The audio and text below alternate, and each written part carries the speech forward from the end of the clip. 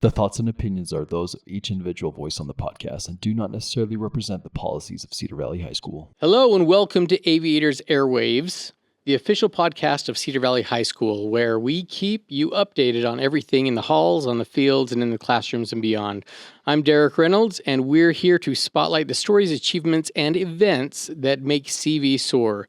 Don't forget to follow us on Instagram and share the show with your fellow aviators. If you've got a story, a shout out, or an event we should cover, reach out. This is your podcast after all. Before we jump in, let's go and introduce who's on the mic with us today. Wow. No, not everybody at once. Oh, sorry.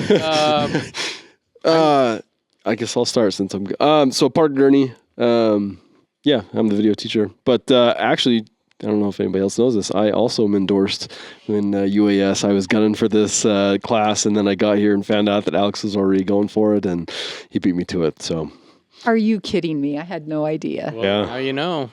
I knew. It was a race. It was a race to the top. It was. So I'm Alex Robinson. I teach the unmanned aerial systems classes. I'm Courtney Johnson. I'm the principal here at Cedar Valley. And I'm Derek Reynolds. I'll be hosting this episode. First and foremost, we're going to get into some things about drones today, which is fantastic. But I wanted to talk a little bit about, we have a football game tonight, and it's not just any ordinary game. We have Westlake on the schedule, and we're going as the road team to travel all the way over to Saratoga to play against Westlake. Really exciting, I think, for the community, both Saratoga and Eagle Mountain. And then the fact that we're going to be splitting into a smaller district, we will have even more competition over the years. So pretty fantastic. Anybody going to that? Oh, I'm going.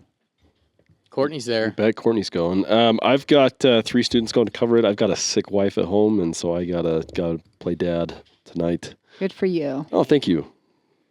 And up in the air if I'm going or not. Yet. Oh, You're always up in the air. That ties No into pun. drones No well. pun I intended. like that. Yeah, it's a little bit of a family rivalry for me because my wife works at Westlake, and I have a son that goes there, so it'll kind of be fun game. to be on the opposite sideline. So, and then who knows what the weekend will be like, depending on the outcome. So, Yeah. well, let's go ahead and get to it. Let's taxi down the runway and take off with this week's current events. A lot going on at Cedar Valley, but today we want to talk about specifically drones. And we're going to start with unmanned autonomous flight. Courtney, maybe talk a little bit about your vision and what brought you to want to do some of the drone classes and such that we offer here at Cedar Valley. Well, after all, we are the aviators, and it's fitting. I love it when we can provide opportunity for kids to get certificates where they can go on out, get a job, instantly make some money, prepare them for careers. And this is a booming career. There's a lot of autonomous flight out there. There's the big 47G movement with the governor, and it's just an exciting time. I just think it's an opportunity. But we started with Drone 1 class, and Alex did a fantastic job, and that's why I thought, well, let's see if he'd be interested in doing more advanced classes. And we thought about the drone light show program, what that could look like. But then we had to figure out a way of paying for it, and that is something we can talk about a little bit later. But it just started with a lot of conversations and talking to counselors, then trying to find the right fit. And of course, it went right to Alex. I didn't know about you, Parker, but Alex has been a tremendous fit for this. That's it. Yeah, no, it's been fantastic too. I remember, so Courtney gave a presentation in front of a bunch of administrators from the whole state, and she brought up some of these great things that Cedar Valley does, and you should have seen some of the jaws that dropped that day. It was amazing when they realized the things that can be done in a high school, and we're really proud of the drone program that we have here and the things that we've been able to do. Can I jump in there? Oh yeah, go ahead. Okay, so when I did that presentation, we had just barely ordered the drones and they were arriving, but we still didn't know if we were going to be able to make this even happen. I mean, we want, Alex said I'd like 200 drones. We started with 100, and these are the bigger light show drones. They're not super big, but they're big enough to cast a great light, and we didn't even know what was possible. But he did such a great job figuring it out and spent a lot of his summer working with kids, and I'll let him talk more about that. But we didn't even know if we could pull it off. It's a lot of drones. Where are you guys storing those? So we have a separate Wait. room. We don't want to Separate say room too for much about this. Yeah, we're not going to give a lot that of money worth of drones. That's true. We have a That's special true. room for them. Okay, good. I was just They're wondering. secure. That's probably a lot of space those take up. Yes. Yeah. So maybe, Alex, if you want to walk us through what the process has been for you, just starting this whole program. I'm sure when, you have somebody like Courtney come up to you and say, hey, I have this awesome idea. I want to order drones and have us put on some drone shows and have the kids involved in the coding and programming of these drones. Maybe walk through what your process has been a little bit in doing that. Yeah. So it's been a lot. It's been a lot of, had to come out to the school a couple of times to make sure I got the shipments to come in, because we had to wait for them for during the summer, and it was a 6-month journey, honestly, getting them all in, just to get everything. We actually got the drones. First, I guess the first thing was finding what drones to use. So I did a bunch of research to figure out what's everyone else using. Like, what are these big companies using? Who's kind of the leader of the industry type of aspect. And that's what I wanted. I didn't want to have some junky, throw together some random company that's just getting started. I wanted to have, the best of the best. So I did a bunch of research, found out which ones were being used at, Disneyland. What are they using at? All those big places that people are going to, you know what I mean? And what I found was this company, it's called Uvify, but I thought they were based in America, but that was part of the the story that got crazy. They're actually based in Korea. They have their drones are the ones that are used for all the world record drone shows. There was one this past summer that was like 5,000 something drones, things like that. But anyway, that was kind of the start, was just finding, like, what do we want? What system do we need? And then we had to go through how to get them, and how there was a lot of How to pay for them. Yeah, how to pay for it. And then we had a lot of like import problems that came into play as well that we weren't expecting. So it was a ride. And before that, when you told me how much it would be, my jaw did drop, because that was last spring or last winter. I was like, holy cow.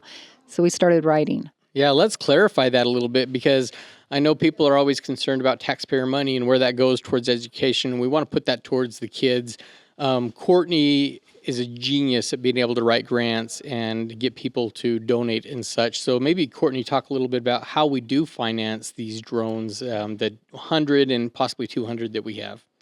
I'm pretty locked in with the industry, so I have my partners that I've worked with, but I reached out to them. UDOT was a great source. They've been very generous, Meta, just other companies that we've worked with, and said, hey, if we do this, is this something you could stand behind? And when you involve STEM, it's a lot easier to get people to help. And then when you do matching grants, then we're able to leverage using the foundation. There's just different, it depends on what it is that you're writing a grant for and what the purpose is. And I just lock into companies that's part of their mission and their values. So that's kind of where we started. And it really never hurts to ask. And that's the thing we've found, that people are very generous. And once they see it, you have a vision and a plan for it, I think they're more than willing to, engage in that process with you. So, and a record. Like, every time you work with a company, you do what you say and you follow through, you give them credit and you put it out there, hashtagging them. And that's what we're going to be doing now. You'll notice at the bottom of our stories, we'll hashtag the companies that have given to us and try to give recognition. I started that this summer in front of all of the principals. Where do we get the money? How does this work? But you don't want to tap into, student fees or anything like that. That's reserved for different purposes. You've got to go after the money. You got to go after the grants. And it is a lot of work, but it's worth it. Yeah, several weeks ago for our homecoming game, we had a drone show that was put on by Alex and some students. Alex right now has a lot of the expertise in the matter, so he, I think, did a little bit of the work, but then the kids kind of have ran with it, and it's been fantastic to see. So maybe just really quickly, I'm going to have Alex talk a little bit about that process to put on that drone show, because I will be honest, like a few days before homecoming, I was worried that we may not be able to pull it out. We all were. And maybe was after I. Alex talks about that, maybe we have Parker just talk about from the perspective of, somebody that just saw the show, or the community, or whoever, kind of what that brings to our atmosphere.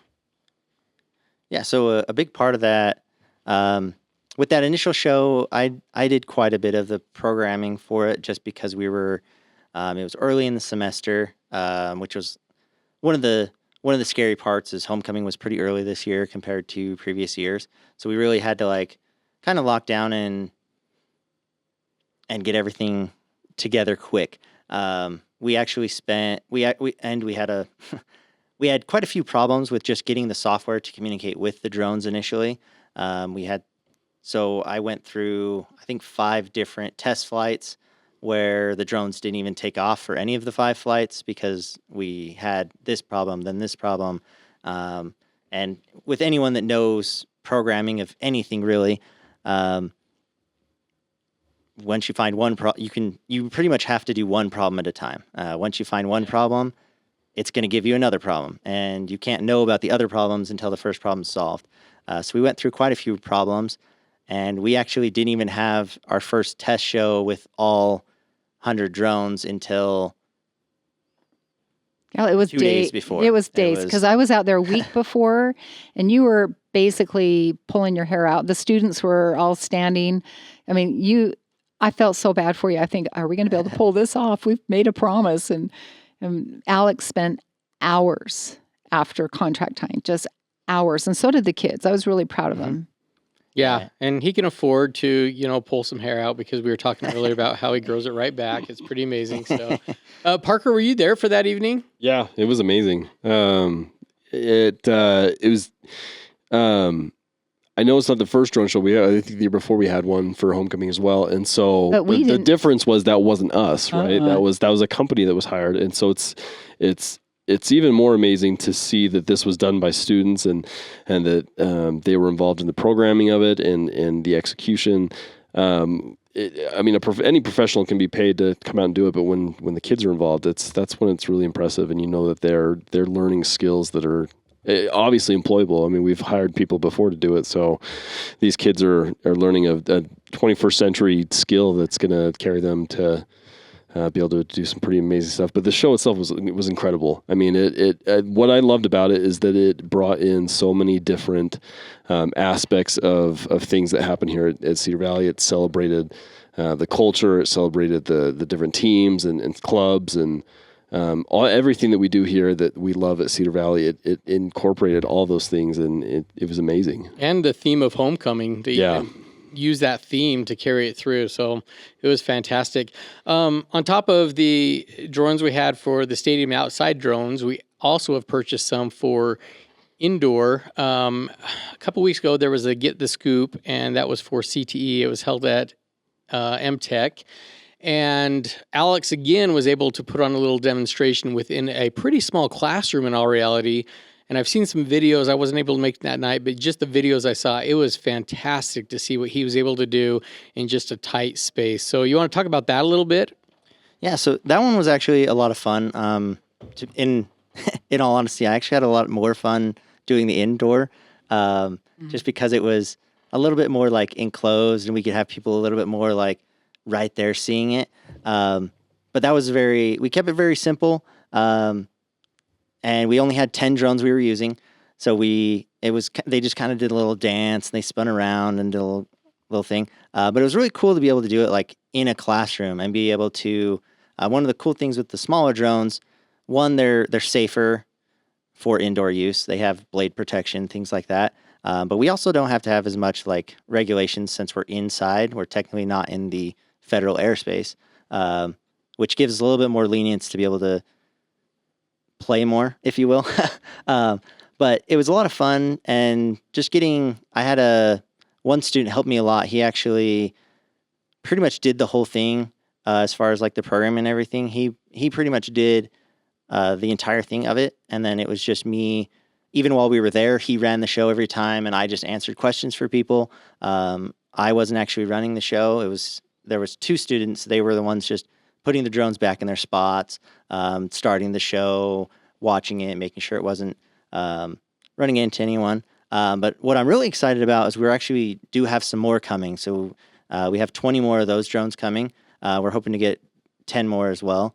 But we're hoping to actually do some shows for like maybe halftime at basketball, things like that, because we can set them up really fast, run the shows, and it's a lot quicker than 100 drones outside that have to fly in the wind and things like that. So we can really maneuver a little bit more in those ways to kind of provide something for not all of our students go to football games, but Right. they might go to an assembly, and we could do it in an assembly or things like that. So we're hoping our hope is to be able to just reach all the students so they can all see kind of this cool experience that it's very rare to go somewhere where there's an indoor drone show. I mean, they do them on cruise ships sometimes, but Yeah, we It's looked not at as some of those often. cruise ship drone shows, and I said, Alex, can you do this? And he goes, yeah.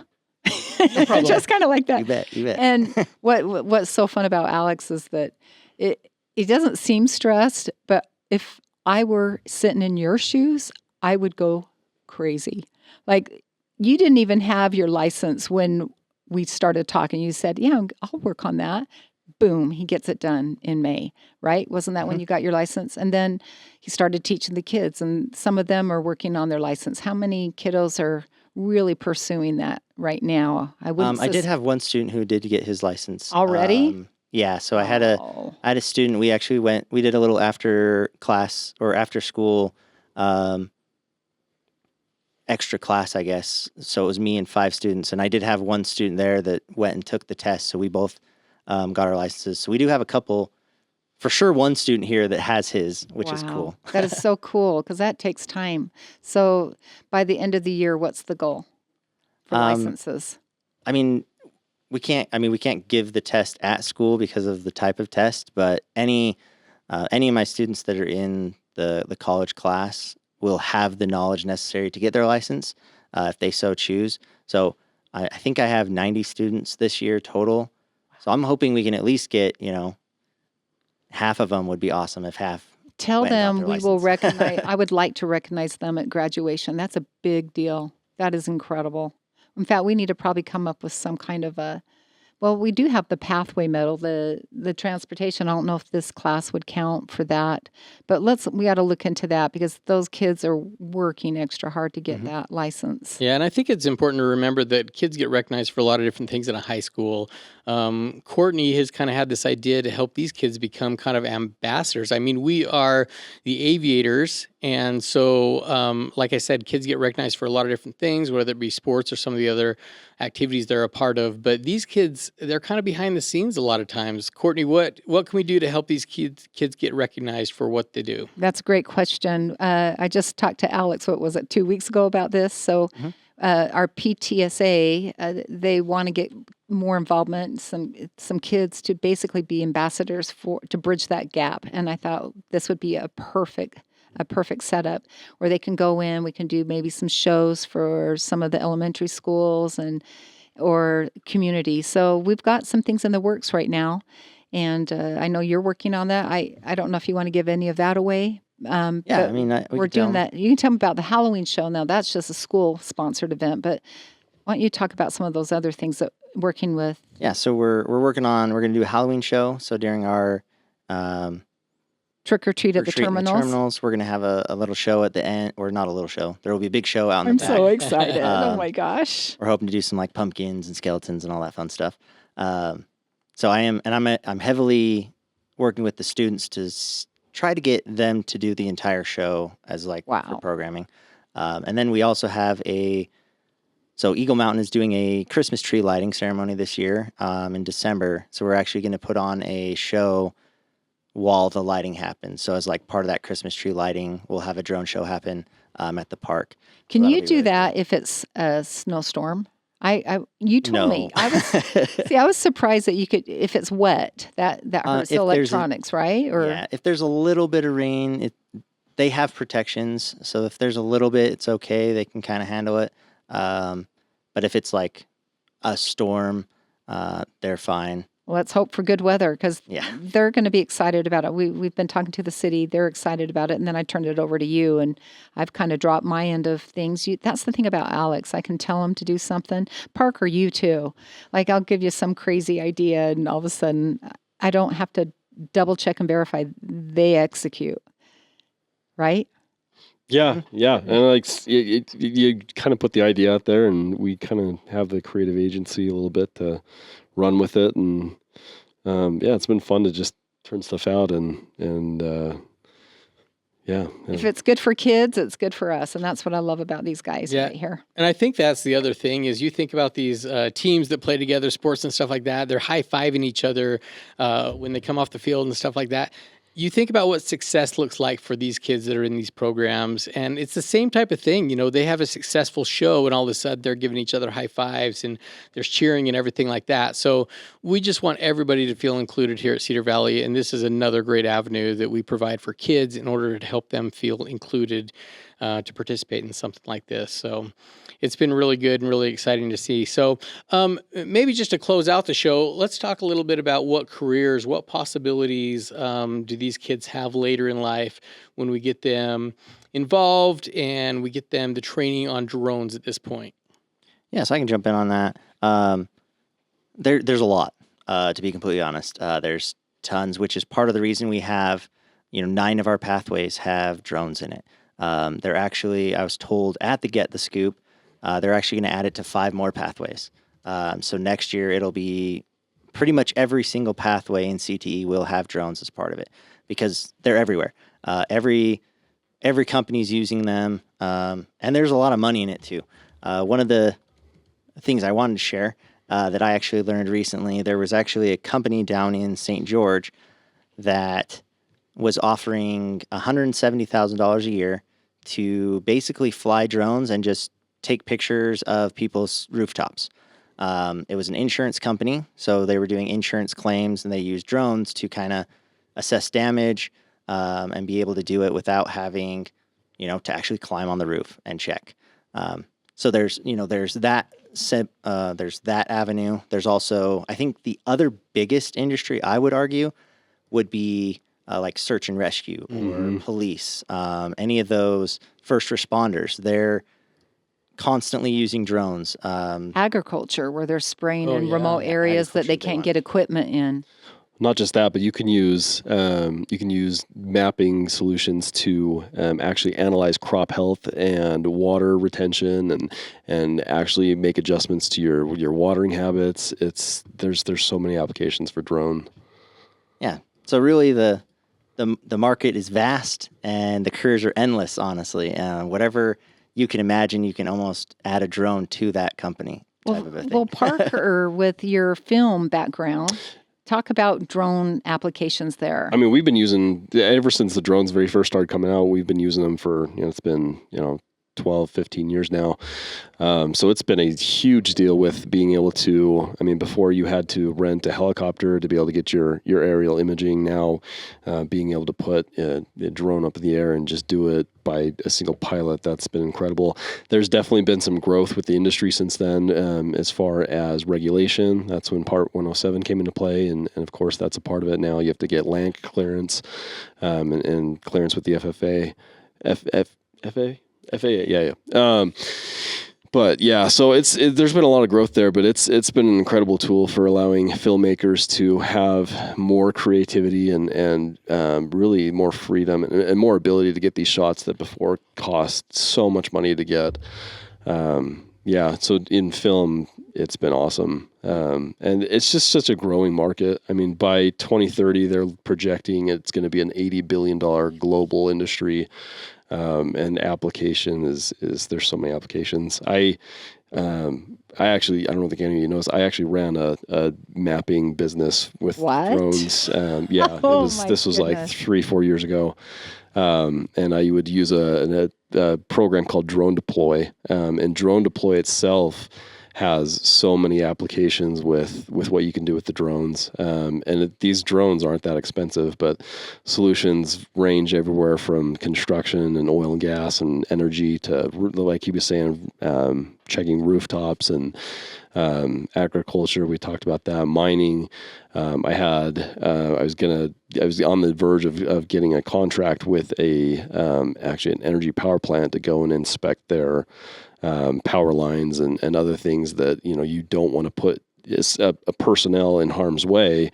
You could simply send a drone out and free them up from that risk and provide them the same exact data, if not more data, than what they could get by sending one personnel out. So the applications, there's so many applications, and that industry is just growing like crazy.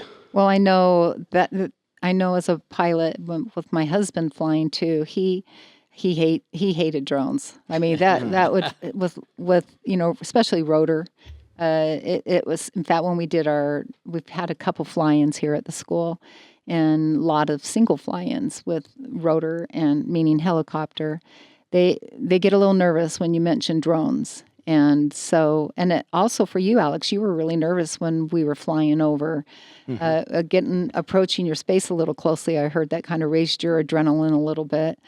And so UDOT is working with the FAA right now, trying to come up with their own ATC, your air traffic control. ATC for fixed wing rotor, with the FAA is something that's, we've had for years, but we really haven't had a good system in place for drones, and they're working on that now.